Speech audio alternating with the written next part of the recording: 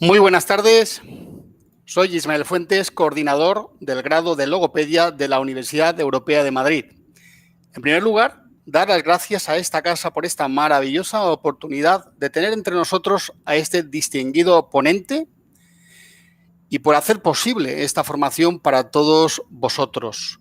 También quiero agradecer a la Facultad de Ciencias Biomédicas y Salud, que es donde se encuentra el área de logopedia en esta casa, y también, como no, a la Asociación de Logopedas de España por su divulgación desinteresada.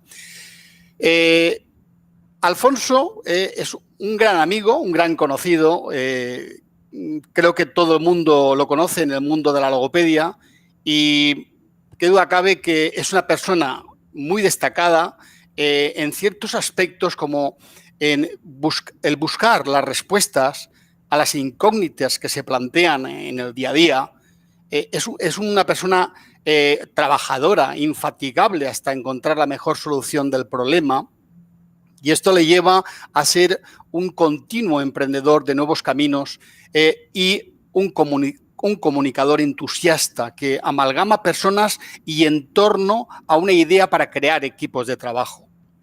Él es licenciado en medicina por la Universidad de Cantabria, médico foniatra especializado en la Universidad Italiana de Padua, doctor en medicina por la Universidad de Cantabria en el 2004. Él es director del Centro de Foniatría y Logopedia en Santander, director del Aula de Oratoria de la Universidad de Cantabria, miembro numerario de la Academia de Ciencias Médicas de Cantabria, es colaborador científico de la revista italiana Acta Foniátrica Latina, tiene más de 70 trabajos científicos publicados en revistas nacionales y extranjeras, más de 100 comunicaciones científicas en congresos nacionales y extranjeros.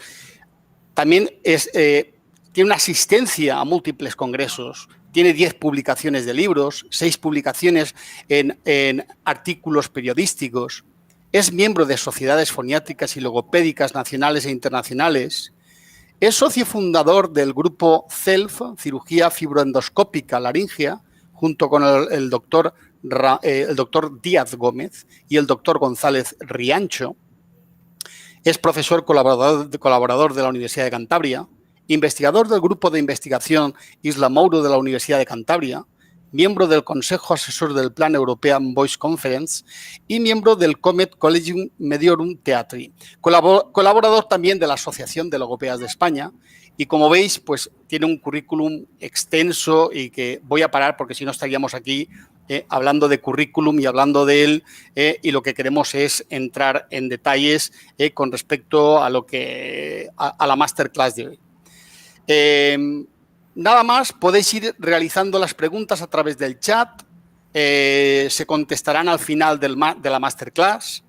La masterclass será grabada y enviada a todos vosotros para que la podáis ver cuantas veces queráis, así que, bueno, sin más preámbulos, os dejo ya con el doctor Borragán, con la masterclass sobre hidratación y lubricación laríngea, una estrategia sorprendente para normalizar una voz.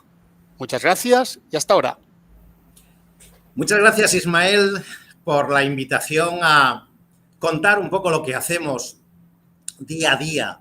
Y gracias también a la Universidad Europea por ser un poco un impulsor de mucha promoción a nivel logopédico para que las cosas en logopedia se creen buen personal y haya un buen futuro para toda nuestra profesión, la logopedia, la foniatría.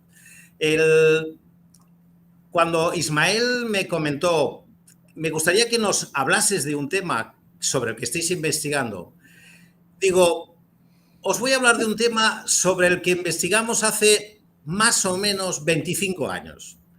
Hemos publicado ahora, hace unos meses, los resultados de esos 25 años, que es, ¿qué pasa si yo me pongo una gasa en la nariz? ¿Qué le pasa a la voz si yo humedezco a través de una humidificación directa?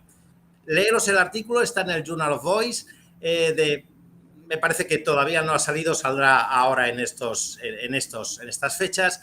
leerlo porque es muy interesante, pero yo os voy a contar un poco cómo hemos ido llegando a todo esto. Os voy a compartir mi pantalla para que podamos seguir un poco todas las endoscopias y todas las cosas que hacemos. Mirad un poquitito. A ver, enséñame. Mirad. Ahora. Cuando hablamos de hidratación o de lubrificación, veis aquí estas uvas y está claro que unas uvas hidratadas son un tejido terso, un tejido joven, un tejido potente, mientras que unas uvas deshidratadas, si yo tuviese que hacer con estas uvas algún trabajo, mal me vería. Por supuesto, las puedo comer y seguro que hasta eso lo voy a ver mal. Justo de lo que vamos a hablar es de esto. Lubrificación, hidratación, ¿qué es? ¿Cómo se hace? Pero esto, para hablar de esto surge de una pregunta. La pregunta que nosotros nos hicimos hace un montón de años es, si yo hidrato las cuerdas vocales, ¿podría mejorar? Incluso, ¿podría normalizar una voz en pocos minutos? Es una pregunta compleja porque es muy atrevida, por la palabra pocos minutos. Y después porque nos lleva posiblemente, cuando hablamos de hidratación, nos lleva a pensar en que esa hidratación puede ser beber agua.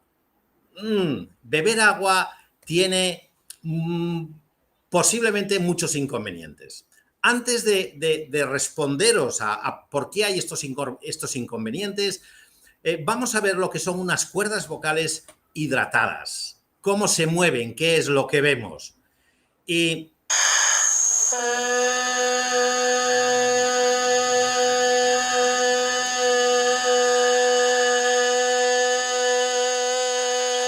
estáis viendo ahí unas cuerdas que se mueven, tiene mucha hidratación, la vamos a ver a medida que pase el tiempo, las vamos a ver por las burbujas, las bolas, las pompas de las burbujas de agua que se forman. Y la pregunta que os hago es, ¿las burbujas hay mucha distancia en eso donde está flotando la burbuja o es esa capa donde está flotando? ¿Es fina o es gorda?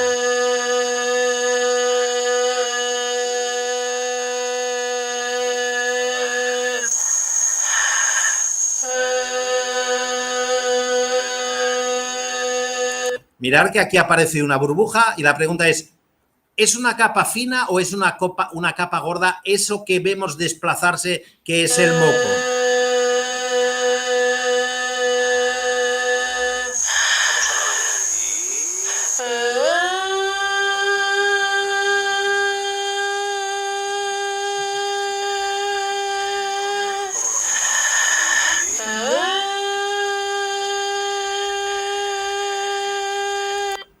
Y como veis aquí, esta burbuja, que después van a aparecer más porque van saliendo de este espacio que es el ventrículo, es el moco y el agua que va saliendo. Y fijaros cómo esta burbuja no está tan en la superficie, está mucho más en profundidad. O la capa que tiene de moco es muy gruesa.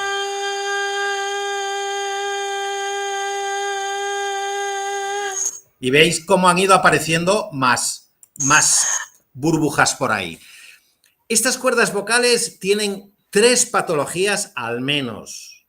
La primera cosa que veis es no cierran bien, hay una insuficiencia glótica porque el diagnóstico no es insuficiencia glótica. No es que las cuerdas no cierren, sino que lo que hay es una protrusión tipo nódulo en la cuerda vocal izquierda y esta protrusión podría ser, es un nódulo, pero podría ser otro diagnóstico. Aquí hay un pequeño quiste, ahí, y posiblemente esté ayudando a que haga la protrusión.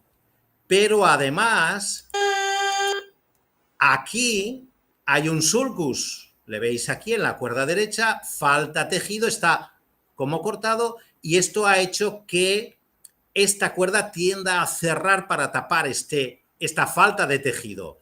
Luego tenemos una lesión nodular posiblemente secundaria al quiste, tenemos un sulcus y existe también ese problema en el cierre glótico.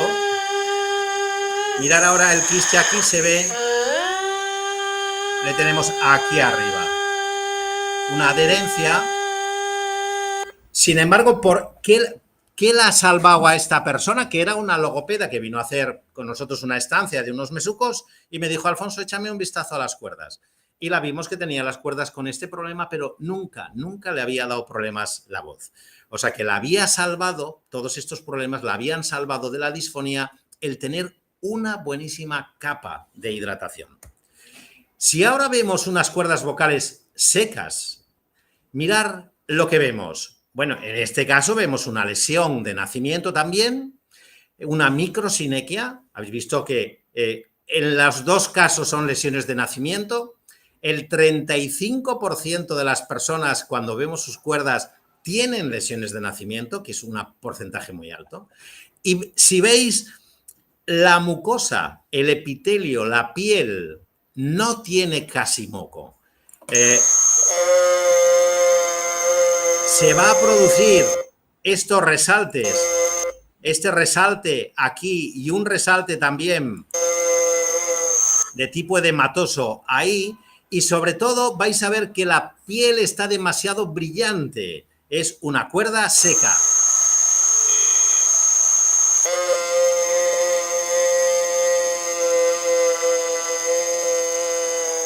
No se ven burbujas, no se ven burbujas, no se ve moco. La primera, posiblemente sea una de las causas más frecuentes de la disfonía, sequedad o problemas en la lubrificación de las cuerdas vocales. Y acordaros que habéis visto que la superficie del moco no es fino, es más bien muy grueso. Y acordaros de la segunda cosa, cuando os he dicho de dónde salen las burbujas, del ventrículo. El moco, el lubrificante, es el ventrículo el que está constantemente haciendo que vaya sobre el borde de la cuerda. Cuando tenemos un tejido seco como el que vemos en estas uvas, este tejido pierde mucho grosor, pierden consistencia, pierden su presencia y hace que todo quede como más rígido, más adherido. La movilidad de todo este tejido que veis aquí es mucho menor. Se endurece, pierde elasticidad y si se fricciona y las cuerdas vocales se tienen que friccionar para funcionar, si se fricciona se calientan constantemente porque no tienen un lubrificante que los enfríe. Por eso se producen muchas lesiones de bordes, incluso lesiones de calentamiento en las cuerdas, y son muchas veces como unas lesiones tipo quísticas. Son quistes de calentamiento. La primera respuesta que nos viene cuando decimos a una persona tienes que hidratarte es, vale, pues cojo una botella y bebo más agua. Pensáis, contestar al chat, si os parece bien, me estáis ahí escuchando, decirme un poco los que pensáis que la mejor forma de hidratar las cuerdas vocales es bebiendo agua. Podéis contestar sí o no, sí, bebiendo agua o no. Los que digáis que no, ¿cuál sería la mejor forma para hidrataros? En vez de beber agua, podéis utilizar alguna o utilizáis o aconsejáis a vuestros pacientes, a vuestros amigos, que se hidraten de una manera. Bueno, ahora recibiremos la respuesta, la reciben mis compañeras y ya nos pasan el resultado y después, si queréis, al final lo comentamos. Pero os voy a responder yo mientras tanto a esto. Os doy 15 segundos para que contestéis, si queréis, contestar en el chat.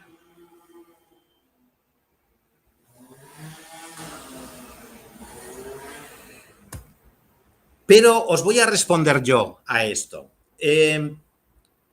La humedad de las cuerdas vocales no es bueno que sea a través de lo que bebemos, porque tenemos una cierta limitación de agua que podamos beber.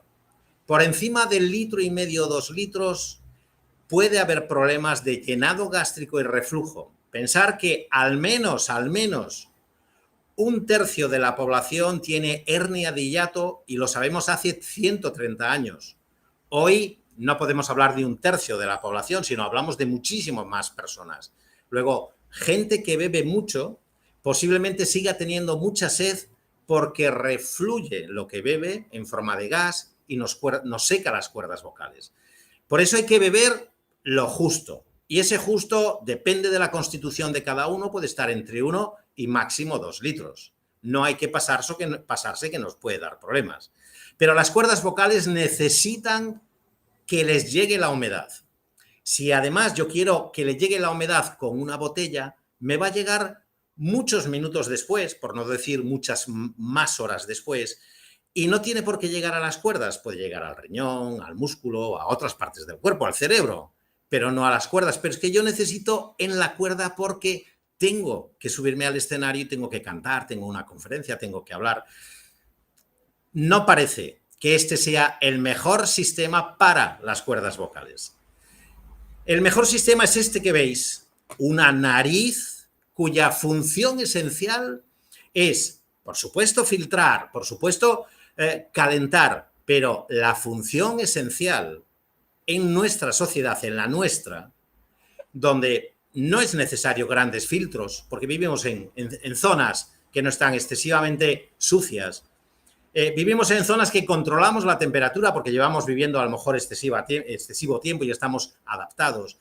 La función esencial es humedecer, aportar agua a toda la vía respiratoria, no a las cuerdas vocales, no, a toda la vía respiratoria. Os hago una pregunta. También, si queréis, la respondéis en el chat, ya nos pasarán los datos. El aire entra y una vez que entra, pasa por todo el pulmón, pasa por la tráquea, por todo el pulmón, pero una vez que pasa, se exhala, se echa fuera. ¿Por dónde pensáis que entra el aire? El aire entra, esperar, ahí, el aire entra por el cornete, el cornete inferior, es decir, el suelo del cornete inferior, que lo llamamos el meato inferior, o entra por el meato medio.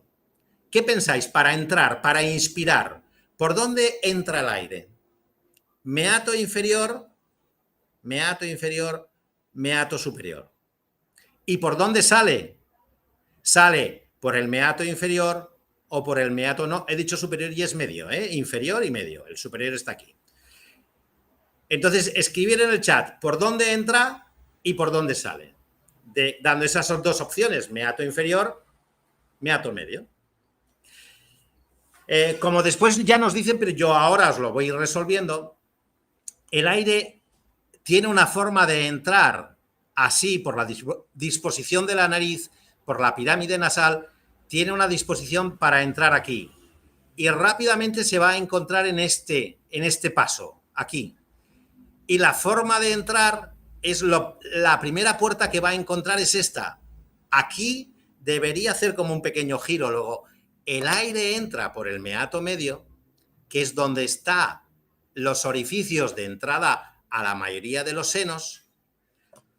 Aquí al fondo veis la trompa de Eustaquio y las vegetaciones, sigue hacia abajo, humedece la tráquea, humedece el bronquio y al pasar se va a encontrar con la primera puerta abierta, que es la del meato inferior. Luego la salida es por el meato inferior. Mirar aquí cómo es el paso, entra por el medio, sale por el inferior. Por eso, si yo os digo que la humedad se hace a través de la nariz y con esta dinámica, nuestra labor como profesionales, como logopedas, como foniatras, como otorrinos, nuestra actividad como profesionales es abrir la fosa nasal de nuestro paciente para que pase el aire. Luego tenemos que hacernos conocedores de la fosa nasal y ver cómo la podemos abrir. Y es muy fácil porque después vamos a hacer vamos a hacer una prueba. Si vemos desde atrás, es decir, ahora estamos viendo fosa nasal, la cavidad oral, estamos viendo las cuerdas aquí, el aire pasa por aquí, entra por las cuerdas y vuelve a salir por ahí. Cuando nosotros emitimos, cerramos las cuerdas, el aire pasa y se produce un movimiento que depende de que seas hombre o mujer, depende de que hagas un tono o hagas otro, pues se mueve a 100 hercios, 100 movimientos al segundo. Si eres mujer, soprano, 250 al segundo. Esos son muchos movimientos al minuto. En un hombre, 6.000 revoluciones por minuto, 6.500 revoluciones por minuto, pero en una mujer, fijaros, 15.000 revoluciones por minuto. Nuestro coche, cuando suena fatal, le llevamos a 4.000, 4.500. Si nosotros hacemos una A, una soprano de las que estáis ahí escuchándome, hace una A, sus cuerdas están yendo a la velocidad de 15.000 revoluciones por minuto. Luego, el roce que van a producir las cuerdas es bestial. Vamos a hacer un experimento. Vais a coger las manos, mirar a ver si tenéis un poco de agua cerca, un vasito con un poco de agua, si no, levantaros un poco y os doy 15 segundos para ir a la cocina y coger un vasito de agua con un poquitín aquí, como yo lo tengo preparado. Venga, 15 segundos para daros tiempo.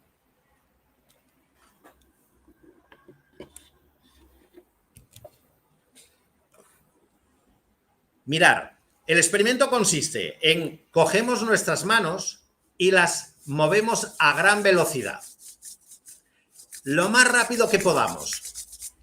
Vais a notar que el roce a gran velocidad va a provocar en vosotros calentamiento, disconfort, y si siguiésemos así un minuto, un callo de forma inmediata. En un minuto se produce un callo. Pues hacerlo a gran velocidad para que lo notéis. Después cogéis de vuestro vaso un poco de agua, veis aquí, cogéis un poco de agua y lo ponéis en la mano y ahora hacéis el mismo experimento y habréis visto que ha desaparecido la sensación de roce. Ahora no hay roce entre las cuerdas mientras dure la humedad. En el momento que se consume la humedad, volvemos a estar igual. Por eso, no es importante que el ventrículo o la humedad de la nariz llegue un poco, sino que esté llegando continuamente, porque a 15.000 revoluciones por minuto se va a gastar a toda velocidad.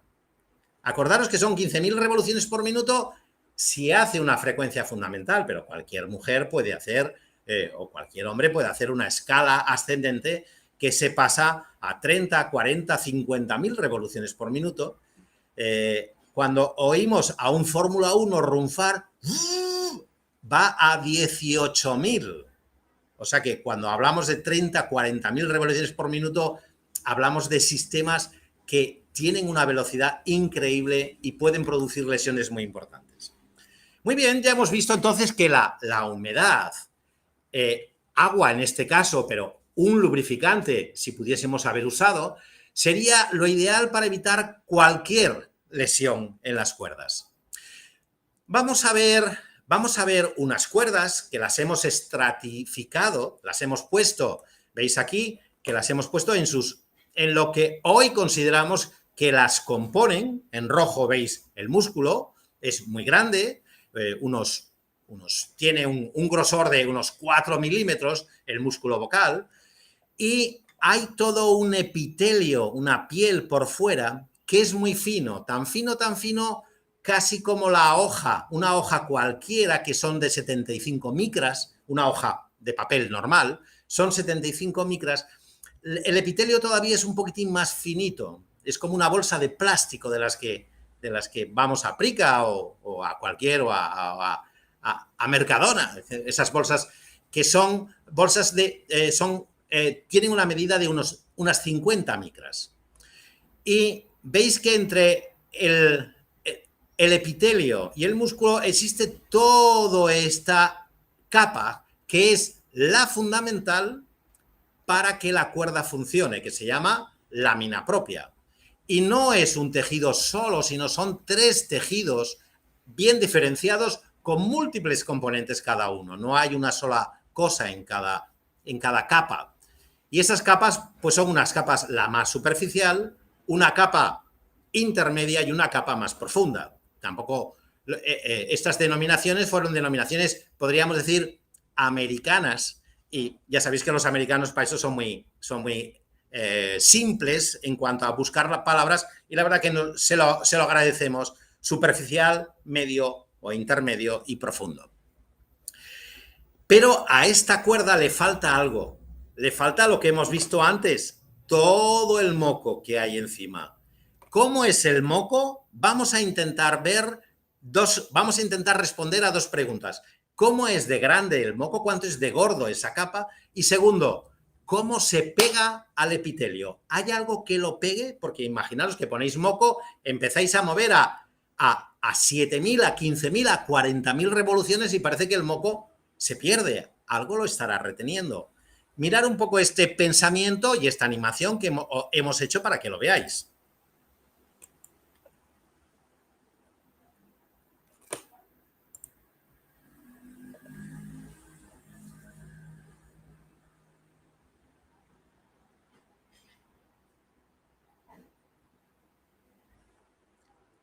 Agrandamos y veis que todo esto que hay aquí blanco es el moco que ahora quitamos, y veis que la superficie está como arrugada, y cuando entramos a las células tienen encima de su superficie, os lo vuelvo a poner, encima de su superficie unos ganchos que retienen, que cogen el moco para que no se escape. Estos ganchos fueron descritos en el año 1970 con los primeros microscopios electrónicos. No estamos hablando de algo nuevo, solamente que lo único que hemos hecho nosotros es ponerlo en una animación para que se vea lo que aparecieron en aquel entonces, en aquellas imágenes que pasaron desapercibidas, ¿eh? Es un trabajo muy antiguo de un alemán muy bonito, de una universidad de medicina con un departamento de anatomía, y nos abrieron la cabeza para ver cómo era la superficie molecular, a nivel casi molecular, de la cuerda vocal. Podríamos entonces representar, veis que siempre hablamos de la lámina propia, incluso podemos hablar del epitelio, pero siempre se nos olvida hablar del moco. El moco es fundamental. Sin moco, las cuerdas vocales no funcionan, y a veces, porque el moco se condensa por problemas, el moco le vemos continuamente.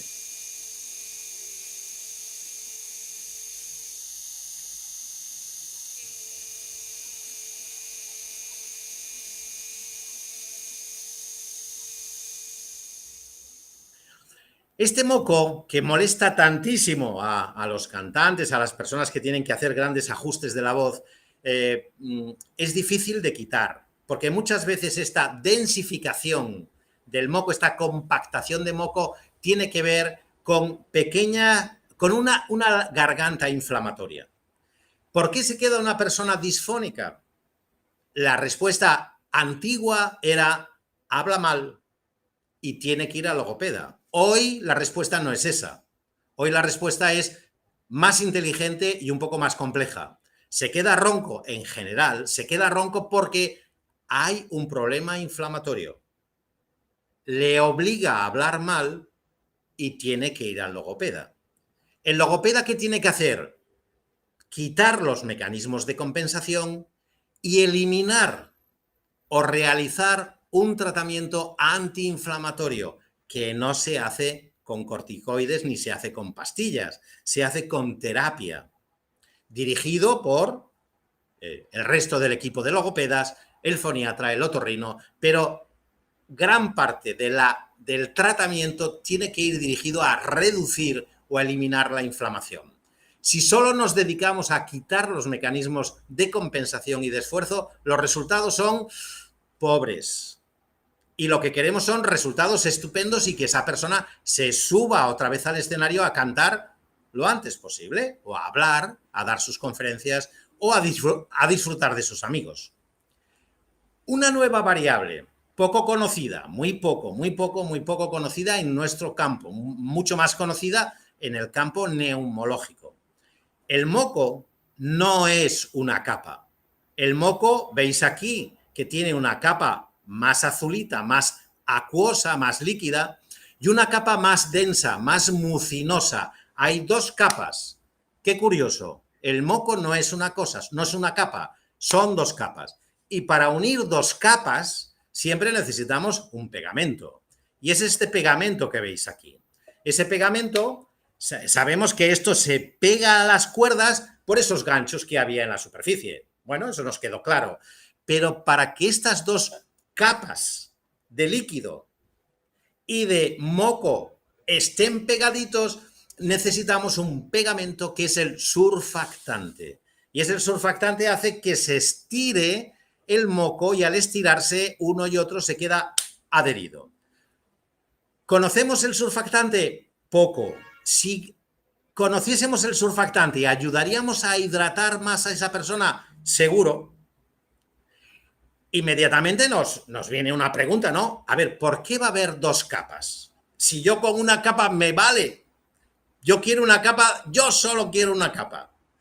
¿Por qué tiene que haber dos? Porque toda la vía respiratoria, todas las células están llenas de pelos. Y como hay pelos, tienen que moverse. Y no se pueden mover en una capa gel. Se tienen que mover en una capa líquido.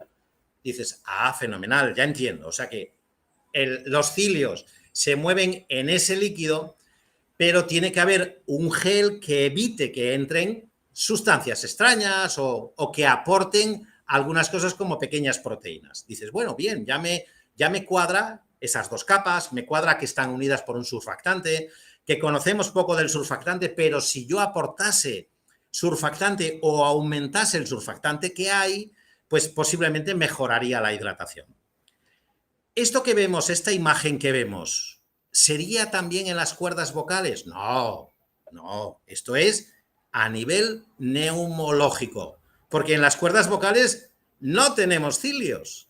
Las cuerdas vocales están sin cilios, ya lo sabéis que hay zonas alrededor de la laringe, no solo las cuerdas, sino alguna zona del ventrículo, alguna zona de la epiglotis, que no tienen cilios. Pero el moco no puede cambiar la estructura, porque siempre es un moco que sube y que baja por toda la vía respiratoria y va a seguir con sus dos capas y el surfactante. Y va a seguir unida aquí abajo a través de esos microsurcos y esos microganchos de la superficie. ¿Vale? Dices, vale, ya entiendo un poco más todo esto, porque al final lo que queremos es que se hidraten las cuerdas vocales y al hidratarse funcionen de otra manera. Si yo cojo moco, me voy a encontrar con ¿qué? Agua. 95% de agua. Y además voy a encontrar solo un 5% de otros elementos que no es agua. Y sobre todo ese moco lo que va a tener es mucha proteína, mucina, albúmina, huevo, albúmina y mucha mucina. Por supuesto va a tener anticuerpos, inmunoglobulinas. Pero aparte de eso va a tener minerales. Curioso, hoy todavía no sabemos manejar demasiado de este dato, pero es curioso que el moco tenga una enorme cantidad de potasio. 3 o 4 veces más del potasio que existe en el plasma. 3 o 4 veces más. Sabemos que el moco es salado, tiene cloruro sódico, tiene calcio, pero el día que comprendamos que el potasio está ahí y cómo podemos manejarle, seguro que vamos a encontrar mucha más hidratación. No vamos a hacer este experimento, pero os le voy a explicar para que le hagáis vosotros. Os dais cuenta que gran parte de los conocimientos que tiene que saber en nuestro paciente se lo hacemos con experimentos, porque entonces él va a entender qué es lo que tiene que hacer para poder cuidar y para poder aumentar su órgano fonatorio o cualquier otra cosa dentro de la logopedia. pero es necesario que él haga experimentos. Y les proponemos a nuestros pacientes, les proponemos este experimento. ¿Cuánta saliva tienes? Todos tenemos la misma saliva. Cuando hagáis el experimento, lo que vais a hacer es, vais a tragar saliva y después durante 2 minutos no vais a tragar nada. Y en cuanto tengáis durante 2 minutos os controláis con reloj y lo vais echando en este tubo de ensayo que nosotros usamos para medirlo, pero si no lo echáis en un vasito, como veis aquí. No, esto no es un cubo de basura, es un vasito pequeñito que le hemos puesto de este color, pero lo vais echando. Y para medir, el que use un tubo de ensayo es muy fácil de medir, o a veces lo hacemos con un Eppendorf.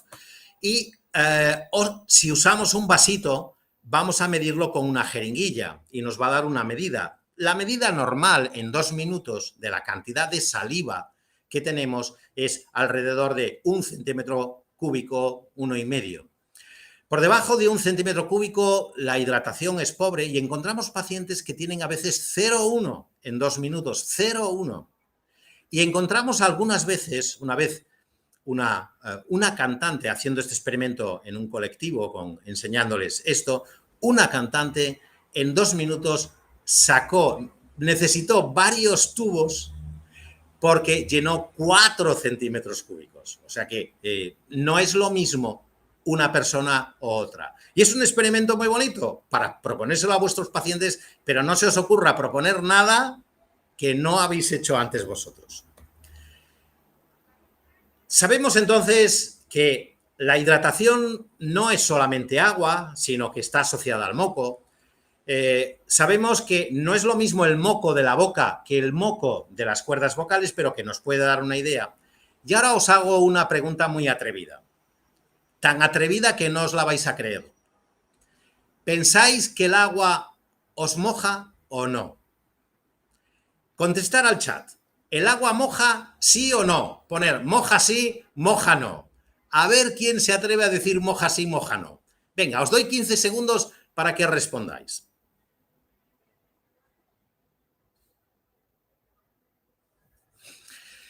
Está claro que la mayoría, por no decir el 99%, habréis dicho que el agua os moja. Vais a la playa, os laváis las manos y el agua os moja. Pero mirad atentamente esta foto. ¿Está mojando la hoja? ¿O el agua tiende a condensarse en gotas? El agua es uno de los 3 elementos naturales que está ionizado por naturaleza.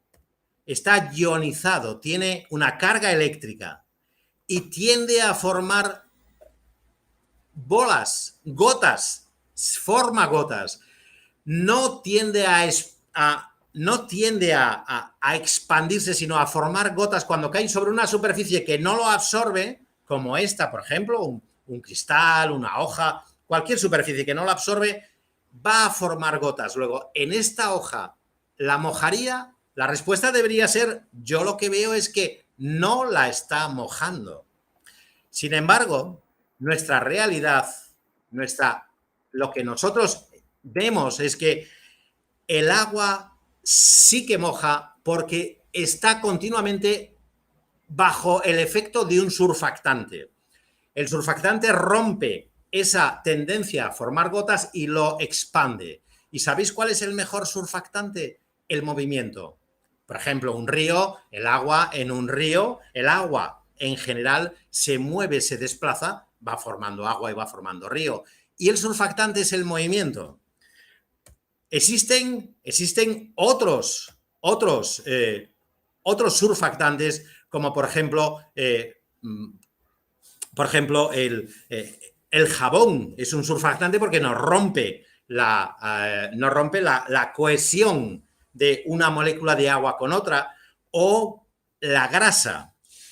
Y tenemos un surfactante natural en nuestro interior que son los fosfolípidos o el surfactante de los recién nacidos, que cuando nacen sin ellos les cuesta muchísimo respirar y tenemos que aportarles ese surfactante.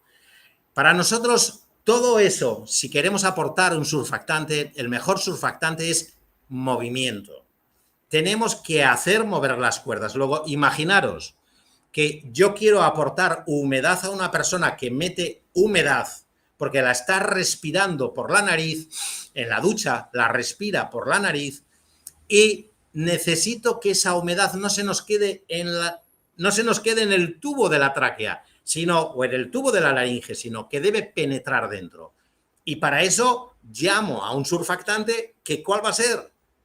Que hable, que emita un sonido. Luego, no nos sirve solo el respirar el aire de la ducha, sino que además tenemos que cantar, tenemos que hablar dentro del agua de la ducha. Seguro que esto va a atraer a todos los vecinos y van a querer participar en la ducha mía, pero es fundamental que la humedad se añada o se una a un surfactante como puede ser el movimiento. También usamos otros surfactantes, que es el surfactante natural, la fosfatidilcolina, y es la lecitina. A veces usamos como surfactantes, usamos la yema del huevo, lo amarillo del huevo, usamos eso para que haya mucha más humedad.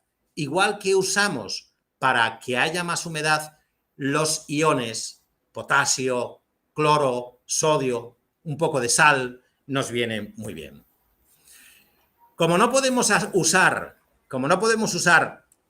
jabones, ni podemos usar glicerinas, ni podemos usar aceites, nosotros tenemos que llegar siempre al surfactante. Si queremos aportar algo que no sea la lecitina, tenemos que usar azúcares. Y os digo esto porque la forma en la que después lubrificamos nuestras cuerdas es mediante un azúcar. Mirar los iones. Hemos visto que los iones estos que veis aquí, estos canales son las acuaporinas, por donde entra y sale el agua, pero el agua solo entra y sale si se mueven los iones. Si no se mueven los iones, no entra ni sale nada de agua. ¿Veis? El sodio, el cloro, el potasio, que están utilizando sus canales. Aquí la bomba de sodio, de sodio y de potasio. Y aquí veis cómo las acuaporinas van entrando. Luego, si queremos que el agua penetre, no se quede en la superficie, no se quede aquí, sino que penetre dentro de las células, dentro del tejido, tenemos que movilizar los iones. No existe solamente una forma de humidificar, sino existen muchas formas de humidificar. Por ejemplo, siempre y cuando mantengamos la nariz limpia, hagamos una limpieza nasal, estamos ayudando a mantener con esa limpieza nasal que el aire entre lo más húmedo posible, porque la nariz está limpia y puede, al pasar el aire, robar la humedad de la nariz. Podemos aportar agua, lo ideal una gasa húmeda. La veis aquí, una gasa húmeda que la ponemos en la nariz, cogemos. Seguro que alguno de vosotros hoy, de todos los que estáis participando en esta conferencia, alguno de vosotros la voz no le va bien. Vamos a hacer este experimento. Os voy a enseñar a hidrataros, os voy a enseñar una endoscopia para ver cómo cambian las cuerdas y después cuando os diga, vais a contestar al chat si vuestra voz ha mejorado o no ha mejorado después de hidrataros. Generalmente, cuando hago este experimento, generalmente mejoran el 95 o el 99% de las personas que se lo hacemos. Pero el que uno se dé cuenta de que la voz la ha mejorado necesita un gran oído.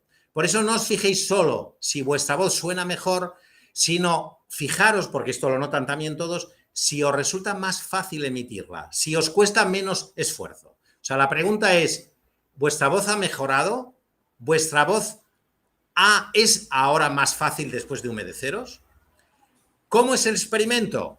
El experimento es, cogéis una gasa, la mojamos bien, la veis aquí, está muy mojada porque fijaros todo el agua que tenía dentro, la mojamos bien y abrimos la gasa, nos la ponemos en la nariz y respiramos intentando que quede cerrada. No me la voy a poner aquí para que entre el aire, sino que lo voy a poner ahí para que el aire pase por esta especie de filtro acuoso.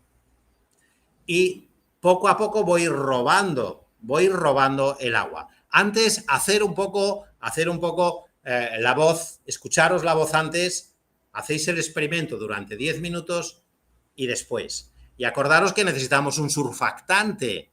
No solamente es meter la humedad, no solamente es entrar en el baño, sino hay que cantar. O sea que con la gasa tenéis que hablar. Aunque yo esté hablando, pues hacéis o un sonido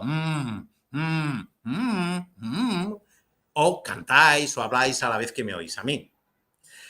En 10 minutos, preguntamos en el chat si ha habido cambios o no. Vamos a ver qué le pasaría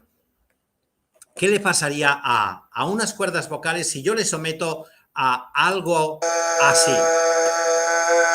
Os voy a dar 15 segundos para que vayáis, los que no tengáis a lo mejor una gasa, los que no tengáis el agua, 15 segundos para ver un poco si os podéis hacer de algo. En el peor de los casos, imaginaos que no tenéis nada, un vasito sí que lo tenéis, vasito con un poco de agua, mojáis un poco los dedos y respiráis la humedad cerca, os lo ponéis ahí cerca y que el aire pase también, ¿os vale? No es tan potente porque es mucho más potente a través de ese filtro de agua, pero nos puede dar una idea. Hacer el experimento porque una cosa es lo que yo os cuento, otra cosa es lo que vosotros vivís. Una cosa es lo que le dices al paciente y otra cosa es lo que le haces vivir al paciente. Y a nosotros lo que nos interesa es que el paciente lo viva para que después lo integre. Después dice, no, a mí las gasas no me gusta si no lo hago de otra manera. Fenomenal, como tú veas. O sea que intentar hacer el experimento. Os voy a poner esta endoscopia, que es de un cantante, es de un actor, un actor que viene a la consulta porque está desesperado de la voz. Me dice, Alfonso, mira, cada vez que me subo a un escenario me doy unas palizas tremendas. Me canso y lo único que tengo ganas cuando estoy arriba es de irme, porque me parece que el esfuerzo que hago es tremendo. Y por supuesto, cuando acabo, bueno, tengo que descansar durante horas y horas. Échame un vistazo y mira a ver qué podemos hacer. Le echamos un vistazo y mirar lo que vimos.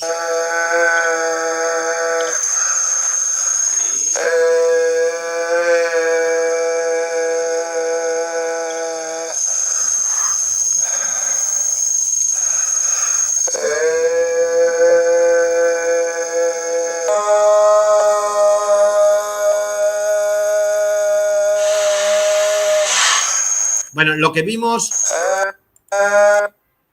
es que no cierran bien. A veces, en vez de haber una insuficiencia en doble gap, a veces también es en triple gap, porque se une aquí y aquí y deja este espacio, este y este.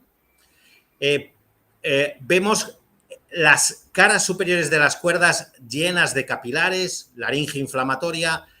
Cuando hemos visto atrás, en la zona posterior, hemos visto bastante inflamación en los aritenoides. Si ahora vemos el borde de las cuerdas, esperad, si vemos el borde de las cuerdas,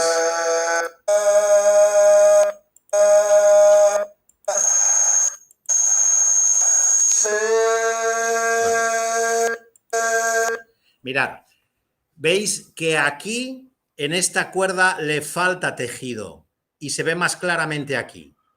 Es una lesión congénita también de la cuerda o, al no haber humedad, se ha comido parte de la cuerda. Me da igual que sea de nacimiento o que sea porque no tiene moco y se lo ha ido comiendo poco a poco. El resultado son unas cuerdas que vibran muy poco, veis ahí, vibran muy poco y se le puede proponer varias cosas a este paciente.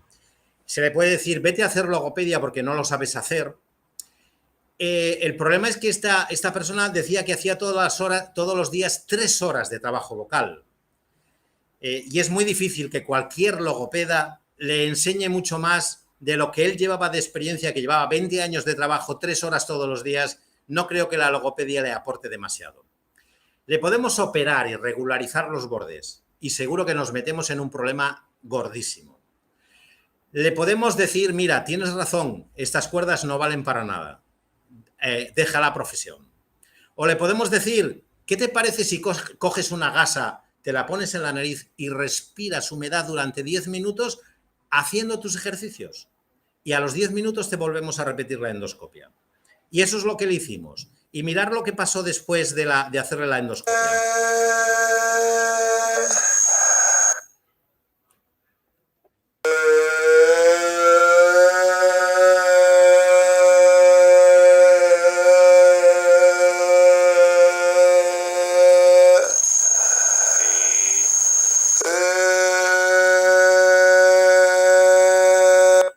¿Nos parece alucinante?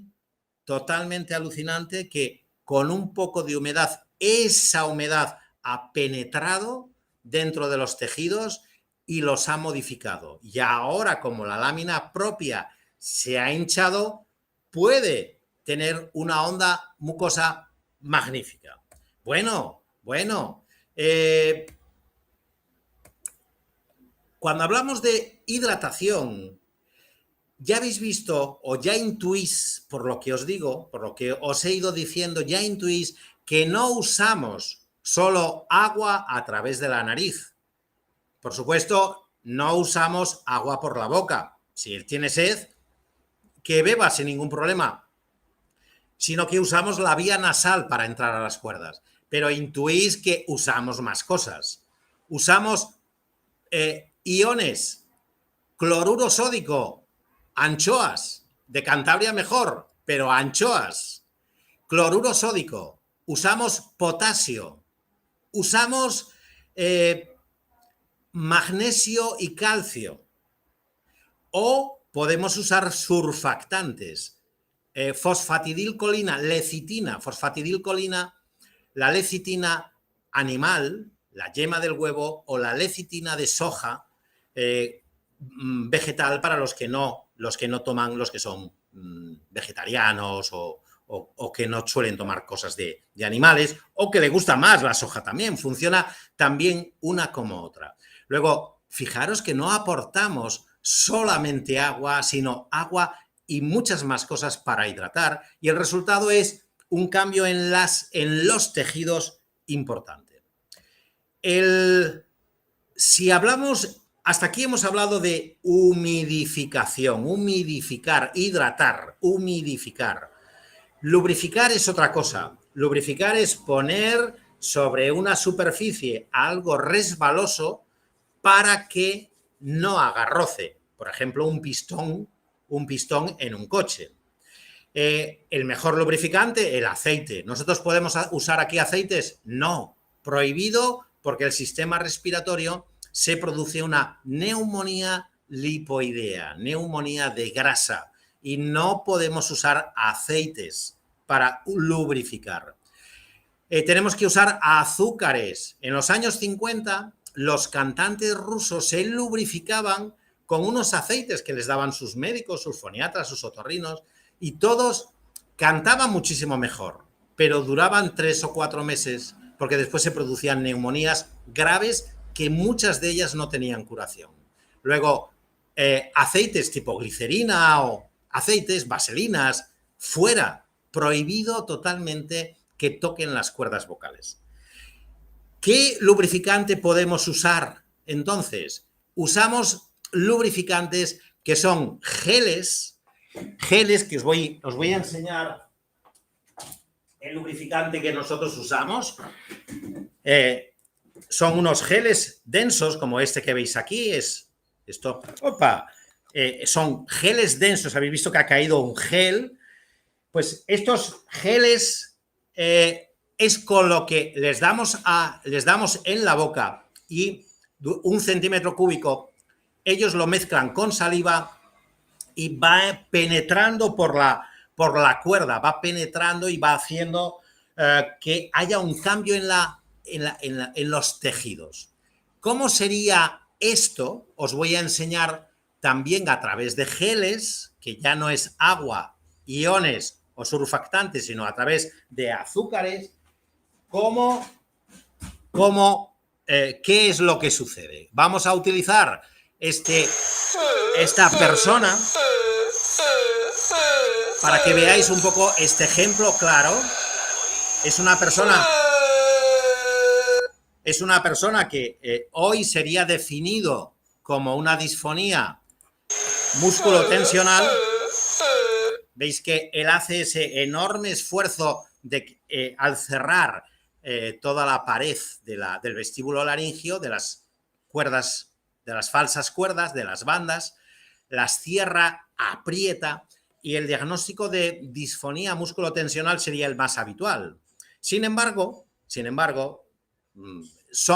sabemos que detrás de una disfonía, si no es el 100%, es el 99%, siempre hay una disfonía músculo-tensional. Siempre.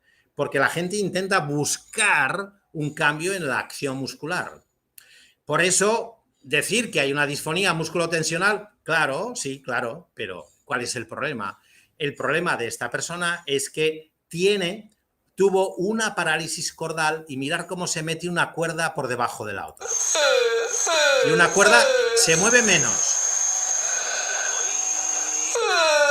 ¿Habéis visto cómo ha entrado por debajo?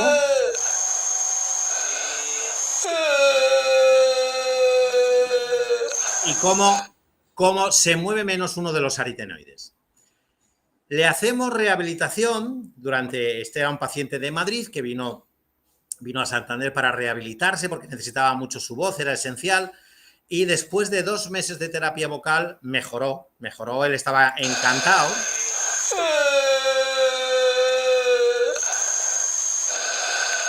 Mirad la inflamación que tiene la parte de atrás. Habéis visto, el movimiento del aritenoides derecho es mucho más lento.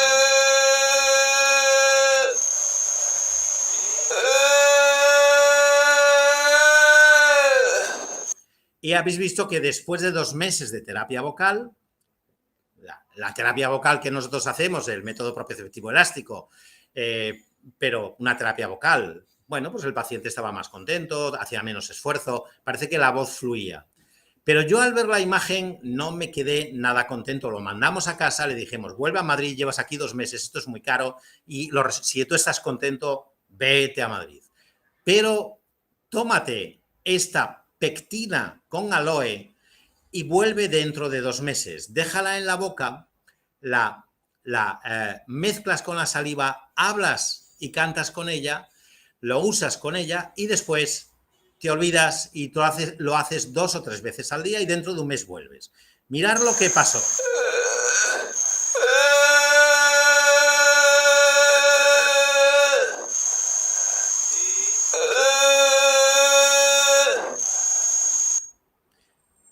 Un mes después.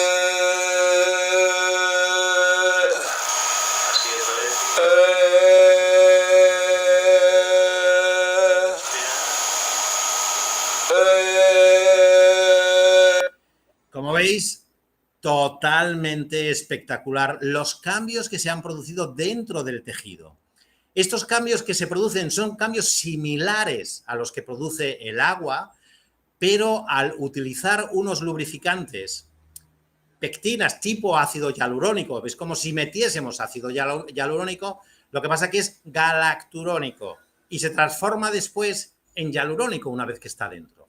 Pues cuando metemos esto, nos modifica la lámina propia y los cambios duran muchísimo.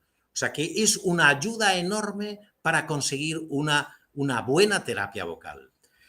Cuando me pidieron un poco que les mandase un artículo y les mandase de una revista americana, me pidieron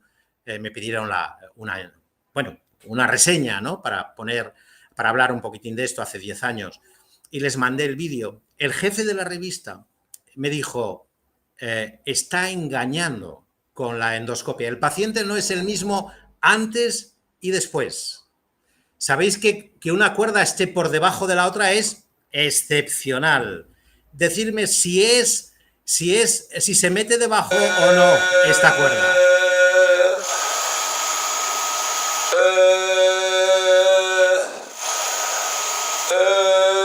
Está claro, ¿no? Está claro que no hemos engañado ni tenemos ningún motivo por el que engañar a nadie.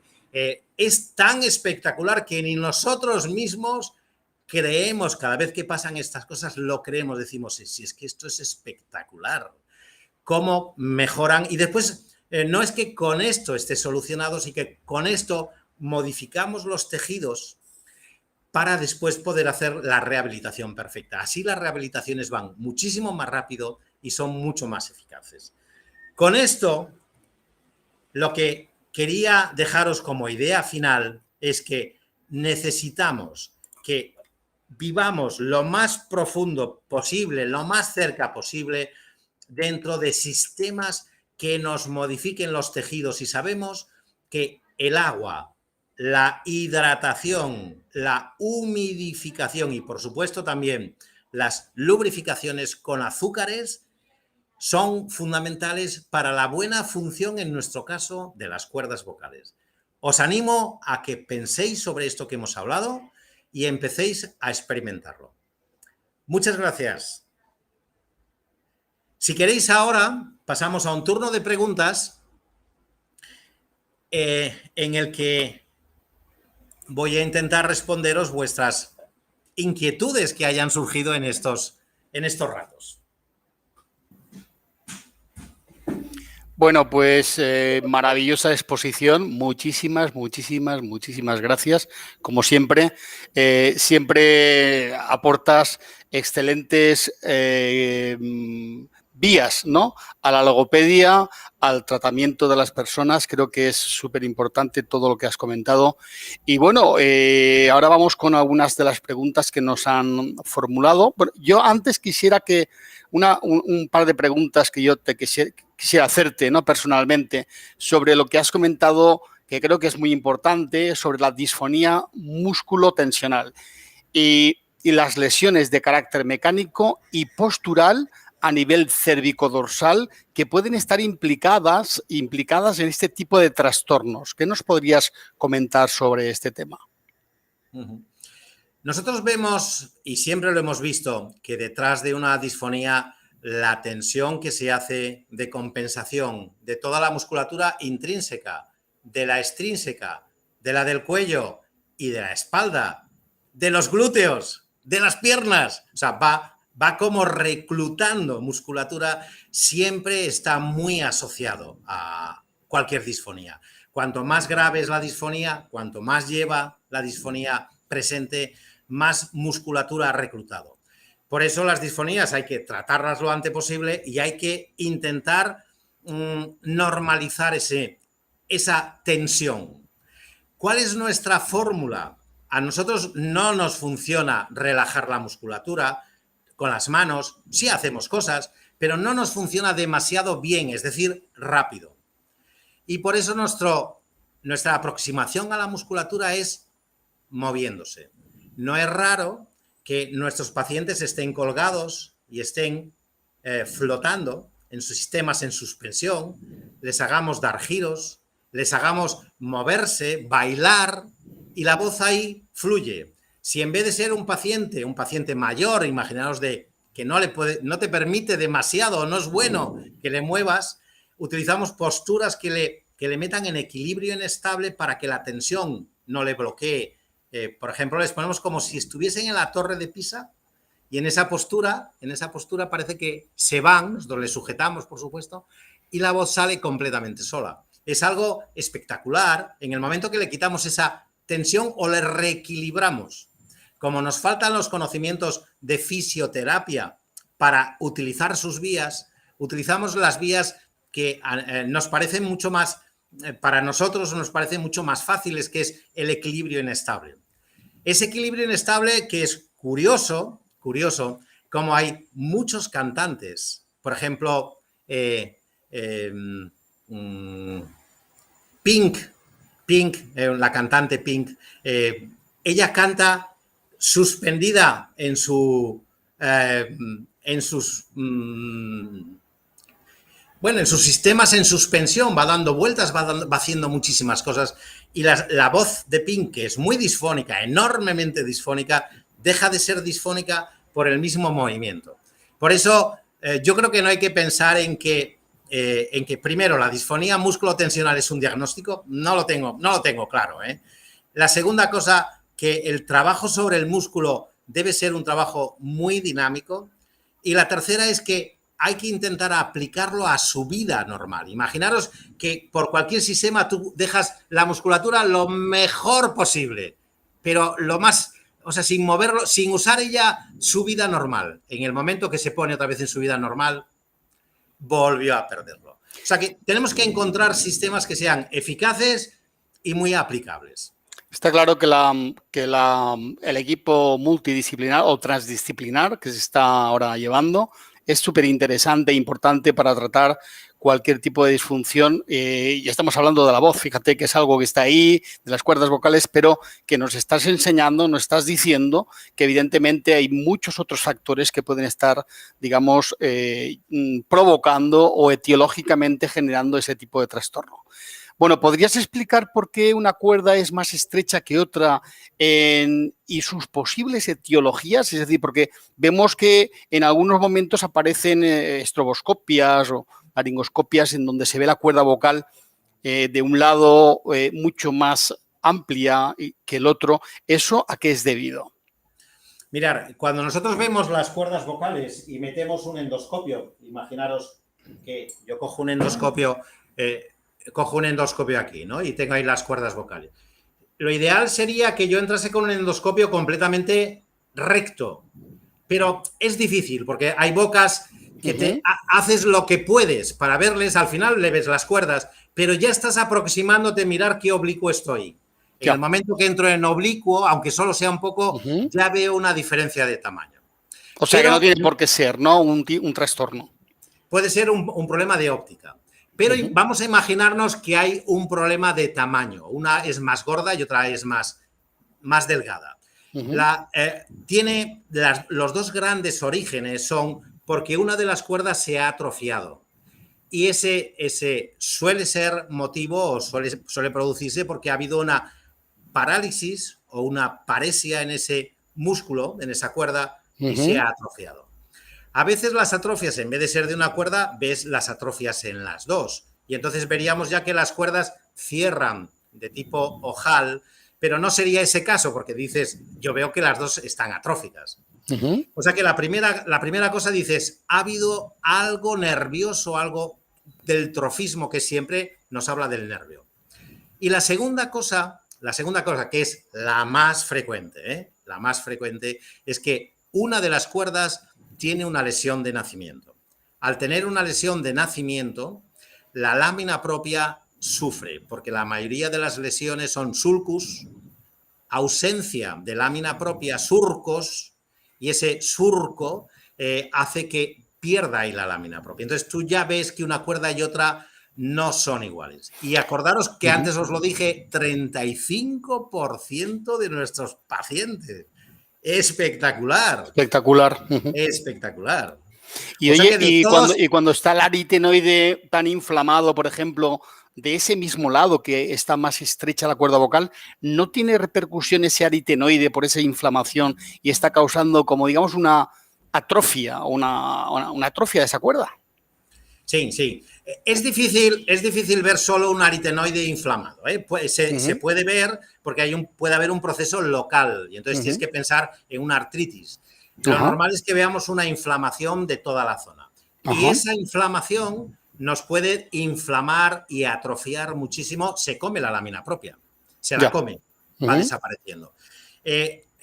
Nosotros tenemos un máster, una especie de máster, un curso de experto en la Universidad Internacional de Menéndez Pelayo, y una de las tesis de fin de experto lo hizo sobre su caso. Era una cantante italiana, lo hacemos en inglés, en español y en italiano, ¿no? Y esta era una cantante y me dijo, oye, yo quiero estudiar mi caso. Digo, vale, pues hacemos endoscopias, mándamela, lo estudias y haces ahí un poco toda tu tesis. Y nos encontramos con un caso que yo en la vida me lo había visto, que la inflamación hubiese hecho que la cuerda estuviese, lo que habéis visto, que se metía debajo, que estuviese por debajo de la otra. Lo llamamos desnivel y lo asociamos siempre a la parálisis cordal o a la paresia cordal, como en este caso del caso anterior que vimos. Pero en su caso nunca había tenido parálisis ni nada que ella recuerde y tenía un desnivel. Digo, es que no puedes cantar. Ella es profesional del canto, ¿eh? Y hace lo que puede, sufriendo mucho. Digo, si es que la inflamación que tienes es tan bestial que ha hecho que una cuerda no la muevas, la tienes abajo y la otra la tienes arriba. Claro, claro. Y vamos a tener que hacer una corrección quirúrgica, pero antes hay que bajar la inflamación, porque si no te bajo la inflamación y te las nivelo, me la vuelves a descolocar en nada. En un mes echas todo a perder. Claro. Entonces son de esos casos que son dificilísimos, una tesis divertidísima porque nos la hicimos cantar dentro de una bañera, ella sola, la hicimos cantar dentro de la bañera de agua caliente para que ella pudiese escuchar cómo nivelar las cuerdas de otra manera que no fuese con su control, con un ruido en los oídos. Métete en la bañera, que solo salga fuera esto para que puedas respirar, después te grábate, lo escuchamos, analizamos. Bueno, muy divertido, muy divertido. Lorenzo nos pregunta, ¿cuánto tiempo dura la hidratación después de usar la gasa durante 10 minutos? Vale, es muy importante lo de los 10 minutos, porque podemos hacer una hidratación de 1 minuto y también funciona, pero nos dura muy poco. Si usamos 10 minutos, en general, nosotros tenemos, pensar que llevamos 25 años haciéndolo, tenemos estandarizado que nos dura un par de horas sin grandes problemas, porque toda esa humedad nos va al pulmón y después durante un par de horas está continuamente exhalando aire húmedo, más húmedo. Pero hay gente que en vez de 2 horas le dura todo el día. Dice, yo me pongo un poco la gasa y ya está. Y otra gente que se la pone y le dura poquísimo. Y esas son las personas que tienen un volcán aquí dentro, o aquí, o en el estómago. Pensar que esto, la nariz, las vegetaciones, la rinofaringe, donde nos cogen para el coronavirus, es un volcán inflamatorio que nos tira moco y va sobre las cuerdas. Entonces, el que tenga el volcán activo, la humedad a lo mejor le dura 20 minutos. Pero vamos, Lorenzo, un par de horas. Muy bien. Arantxa nos pregunta, ¿podría decir el nombre del artículo que va a ser publicado y que ha comentado en el inicio? Muchas gracias. El título ahora mismo no me acuerdo, pero te lo puedo buscar porque le escribimos hace bastante. De todas formas, también se puede enviar, si no lo tienes ahora, sí. Si nos lo puedes enviar y lo enviamos por correo a todos los que están inscritos en la masterclass. Sí, si no, me parece, os mando la reseña entera. Así con... Muy bien. Violeta nos pregunta, ¿durante esos 10 minutos se vuelve a mojar la gasa si se quedase seca? ¿Y cuántas veces al día debería hacer el ejercicio de la gasa el paciente? Sí, aconsejamos, muy buena pregunta, Violeta, muchas gracias. Generalmente dejamos la gasa puesta solo 1 minuto y después la mojamos y volvemos otra vez. Cuando muchas veces esto es el inicio de una sesión logopédica, o bien con vaos, o bien con la gasa, y la persona que tiene la gasa, nuestro paciente, está hablándonos, o sea, está respirando por aquí y está comentando cosas, o haciendo vocalizaciones, y lo mejor es hablar, contar, decir cualquier cosa, porque es mucho más rápido. Cada minuto que se vuelva a mojar la gasa, porque así es una hidratación mucho más efectiva. Y hay personas que necesitan utilizar la gasa mucho más, pero cuando una persona necesita mucho la gasa, lo que hay que hacer es buscar la causa. Y esas causas, ya sabéis que enseguida pensamos en reflujo, pero hay que pensar tan fuerte o incluso más, bajo nuestra experiencia, es todo lo que pasa aquí a nivel nasal. Y la tercera cosa que nos produce una inflamación bestial es no lo que pasa aquí, sino lo que pasa aquí, en el intestino. El estómago es un productor de reflujo y de ácido, pero los problemas de intolerancia que suelen tener las personas que alguna proteína no toleran, les produce unos problemas en todo el sistema inmunológico tremendo. Produce una reacción intestinal. Está metiendo una proteína que no toleran y el sistema intestinal, que está lleno de malt, que está lleno de sistema linfoide para defenderse, reacciona. Y es curioso porque ese malt que tenemos aquí, le tenemos aquí, el mismo. Entonces, una inflamación intestinal nos produce una inflamación de la laringe, de la vía nasal, nos produce una rinitis y nos produce unas modificaciones en la faringe, nos produce faringitis. Luego, fijaros qué gordo. Cuando yo hablaba hace 20 años, 25 años del reflujo y del estómago, me decían, estás loco. Cuando 10 años después hablaba del intestino como factor inflamatorio, me decían, Alfonso, ahora ya te aceptamos lo del estómago, pero estás completamente loco. Hoy ya sabemos, y ya cada vez los artículos van más por ahí, sabemos que el intestino y el malt del intestino está alterando al malt de la vía respiratoria. Totalmente, totalmente de acuerdo.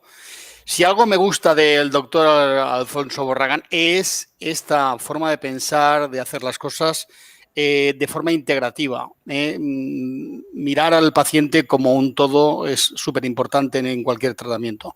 Yo quería hacerte una pregunta al respecto del sodio y el potasio, pero nosotros aquí en la clínica hacemos espectrometría y análisis del cabello para determinar, digamos, lo que absorbes, ¿no?, de sodio y potasio, y podemos comprobar que la gran mayoría de los pacientes tienen trastornos de déficit en potasio y un hábito en sodio, ¿no? Es decir, que podría ser una de las causas que podría estar, entre comillas, generando ese tipo de trastorno, porque el sodio no solamente lubrifica, sino que aporta muchas otras cuestiones, pero sabes que la bomba sodio-potasio a nivel celular es súper importante y sabes que la relación entre el sodio y el potasio tienen que estar paralelas. Cuando hay una disregulación entre el sodio y el potasio hay problemas. Sin lugar a dudas, comprender los iones y cómo nos modifican algo que es la linfa, el moco, la linfa, va a modificar muchas cosas del planteamiento que hacemos con nuestros pacientes disfónicos. Si todo lo que tenemos aquí es linfático, ganglios linfáticos, tejido linfático, si tenemos amígdalas, que es tejido linfático, amígdalas palatinas, amígdalas nasales, amígdalas faringeas, amígdalas laringeas, que se conocen hace 100 años, no es que las hayamos descubierto ahora, sino que dentro de del tejido del anillo de Rosemiller, el anillo de Rosemiller, la amígdala laringea estaba ahí cuando él la describió. Pues si todo esto es linfático y es linfa, el día que comprendamos más, el día que movamos más la linfa, van a mejorar las voces. Es curioso que cuando nosotros cogemos un paciente con un problema linfático que les tenemos ya tipificados, ¿no?, nos llamó la atención que en estos pacientes les hacemos un trabajo linfático de movimiento, le enseñamos a moverse o les producimos nosotros un movimiento y la voz pasa a veces de estar así a estar así. Dice, no me lo puedo creer, si solo hemos movilizado un poco la linfa. Y si en la linfa comprendemos que por la linfa van 4 veces más de potasio, dices, Ismael, me estás contando algo muy importante. Totalmente de acuerdo. Bueno, pues aquí tenemos a otra asistente, Cristina León, que comenta o pregunta, ¿se podría utilizar la técnica de hidratación y lubrificación en un paciente que está en tratamiento de radioterapia? Sí, sin lugar a dudas, hidratar y lubrificar con pectina, aloe o no, pero pectina, es decir, ácido galacturónico, nunca nos ha dado ningún problema en estos 25 años. Luego, y lo usamos en pacientes con radioterapia, con cirugía, sin ningún problema, pero no solo nosotros, parte de nuestro equipo que está en otros países que hacen lo mismo porque siguen un poco nuestras investigaciones o porque son investigadores conmigo, promovemos esto sin ningún problema. Luego yo te diría luz verde al 100%. Luego aquí, Sara, yo creo que has respondido, pero bueno, ¿cómo se llama ese gel? Creo que has dicho pectina con aloe, ¿no? Sí, nosotros lo llamamos un gel de pectina, gel de aloe vera. Es un gel, es una pectina gelificada que viene un poco investigación nuestra en estos 25 años. Es algo que tenemos que publicar, es la siguiente publicación que vamos a hacer, que nos vamos a meter con ella, pero los resultados son tan espectaculares como los que habéis visto, unos cambios muy grandes. Ahora hemos abierto mucho más la investigación, tenemos una investigadora dentro de nuestro equipo, una investigadora de alto nivel, no yo, que yo investigo, pero hago lo que puedo, que soy clínico, que soy muchas cosas, ¿no? Es decir, mi capacidad de investigación es bajita, pero por eso tenemos una persona de alto nivel de investigación que hace que nuestras investigaciones, en vez de ser así, empiecen ya a ser así, y en vez de estar publicadas o en cualquier revistuca, pues están ya en revistas de alto impacto. Entonces, la siguiente investigación o una de las siguientes investigaciones que haremos casi de forma inmediata va a ser la lubrificación, y cuando hagamos eso, bueno, sacamos un poco el gel y ya daremos un poco la composición. Para que veáis un poco que es que esto es un sin vivir, esto es un sin parar en investigaciones, es que tenemos tanto material que nos cuesta sacarlo. Una de las tesis que de las personas del curso de experto es subirse a un hoverboard, que es ese patinete eléctrico que te subes y te vas moviendo hacia adelante y hacia atrás, que tiene 2 ruedas. ¿Y cómo le modifica la voz a un cantante profesional, a un cantante amateur? Esta lo hizo una persona que estaba en Alemania y lo hizo con un hoverboard que además tenía el técnico allí, o sea que los fabricaban allí, entonces el técnico nos ayudaba a regular el hoverboard. Alucinante. Cómo les modificaba la voz con esta cosa. Lo que os animo es que entréis mucho más con vuestros pacientes, entréis mucho más con vuestro pensamiento en experimentos. No os quedéis en hechos, en palabras que nos llevan a poco. Buscar el experimento.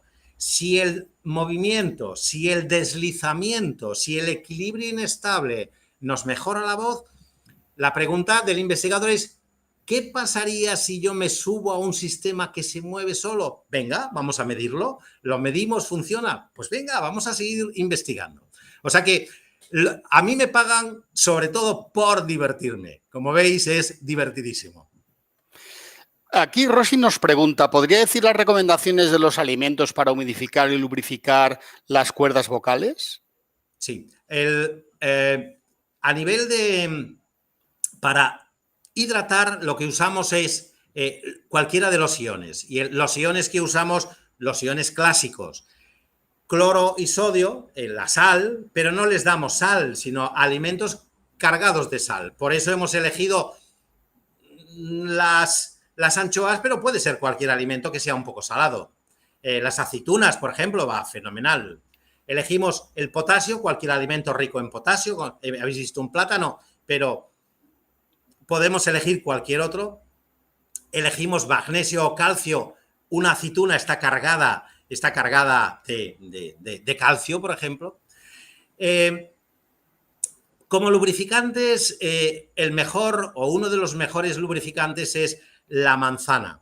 La manzana está cargada de pectina y, sobre todo, dentro, el corazón de la manzana es donde más pectina hay, y alrededor de la piel. Lo de dentro tiene también pectina, pero alrededor de la piel y cerca del corazón, que es las dos cosas que tiramos, están cargadas. Sí, las que no nos comemos.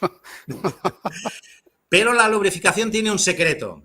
Si uno toma eso y se lo traga, no le sirve para nada. Tiene un secreto y se llama lubrificación sin deglución. Yo lo meto en la boca y lo ensalivo. Y hablo y canto y dejo que esa saliva, sin yo tragarla, vaya tocando las paredes y penetrando dentro. Lubrificación sin deglución. Y aquí Virginia Real nos pregunta, ¿se sabe durante cuánto tiempo es recomendable usar la técnica de la gasa para conseguir que las cuerdas vocales consigan un nivel bueno de humidificación para poder dejar de realizar la técnica? Nuestros cantantes, que son los que más obligatoriamente lo tienen que hacer porque tienen que subirse al escenario y trabajar, nuestros cantantes, los que están en contacto con nosotros de este país o de otros países, usan la gasa desde hace años. ¿Cuándo la quitan? Nunca. Si les funciona, nunca. Y generalmente funciona. A alguna persona la humedad le viene mal, pero le viene mal porque la humedad mueve muchas cosas. Mueve el moco y entonces tienes más moco. El problema no es la humedad, el problema es el moco, es que tienes una sinusitis. Mueve el ácido, los hidrogeniones que te han subido de reflujo, y ese agua con el hidrogenión puede picar y molestar la garganta. Tendremos que resolver el reflujo. Pero, ¿hasta cuándo tienes que hidratarte o echarte una crema porque tu piel está seca? No sé, cuando tú te veas bien. Creo que aporta tanto la humedad cuando uno tiene que hacer un trabajo de desgaste, que si tú pones algo para que no te lo desgaste, tú lo que dices es, quiero eso. Si tengo el sol y me pongo un sombrero, ¿hasta cuándo me pongo el sombrero para que no me queme? Póntele toda la vida. Si así eso te sirve, póntele toda la vida. ¿Que no te gusta el sombrero? Pues intenta hacer que tu piel sea más fuerte. Bueno, pues es otro sistema, pero es entrar por otro lado. Supongo que aquí Cándido nos pregunta, y es la última pregunta que tenemos ya, y dice, ¿puede aparecer un quiste sebáceo en una cuerda vocal hacia el vestíbulo? ¿Y qué aconsejas, y si aconsejarías, el tratamiento quirúrgico en este caso?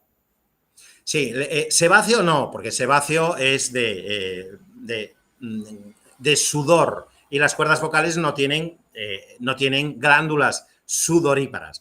Pero sí, ya te he entendido perfectamente la pregunta. ¿Puede aparecer un quiste por una inflamación, por cualquier otro proceso? Generalmente los quistes pensamos que son siempre congénitos. Dentro de ese 35% metemos una parte de los quistes epidermoides que son congénitos. Pero no los quistes que vemos siempre son de ese tipo. Hay una enorme cantidad que son de retención y son quistes llenos de moco, las glándulas que están constantemente tirando el moco. Y ese puede aparecer en la zona donde están esas glándulas. Esas glándulas suelen estar no en la parte de arriba, sino cuando empieza a girar un poco la cuerda y en la parte de abajo. Esos quistes de retención al final les vemos dentro, les vemos aquí dentro de las cuerdas vocales y la mayoría de las veces, si no da problemas en la voz, no los quitamos, pero la mayoría de las veces los quistes dan problemas en la voz, sobre todo si uno usa la voz. Es como tener una piedra dentro del zapato, da problemas estando en el ventrículo, que tapona la salida, o estando en el borde, peor todavía, que no deja moverse. ¿Hay que tener miedo a la cirugía? No, en principio las cirugías de las cuerdas vocales suelen ser hechas con mucho mimo y no suele dar ningún problema. Creo que hasta aquí. Muchas gracias. Maravillosa exposición, como siempre, sobre esta lubrificación laríngea. Creo que hemos aprendido muchísimo, una vez más, contigo, Alfonso. Y, bueno, deciros que este vídeo va a estar colgado en YouTube, creo que en esta misma dirección, y en tal caso, si no lo estuviera, os mandarán por correo electrónico un enlace para que podáis verlo las veces que queráis y cuando queráis. Creo que es muy importante volver otra vez a revisar todo lo que nos ha dicho. Hay mucha información y muy importante y muy buena. Así que, por mi parte, creo que finalizamos aquí ya esta maravillosa exposición dándote las gracias y la enhorabuena. Muy bien, os agradezco a vosotros la invitación y os recuerdo una cosa, os mandaré el enlace, os mando la dirección del artículo publicado y segundo, si podéis, si han contestado al chat, hacer un porcentaje de cuándo dijeron sí, cuándo dijeron no, lo ponemos y así nos hace también pensar. Muchísimas gracias y tenemos que ser unos grandes investigadores porque somos profesionales, no nos queda otro remedio. Gracias.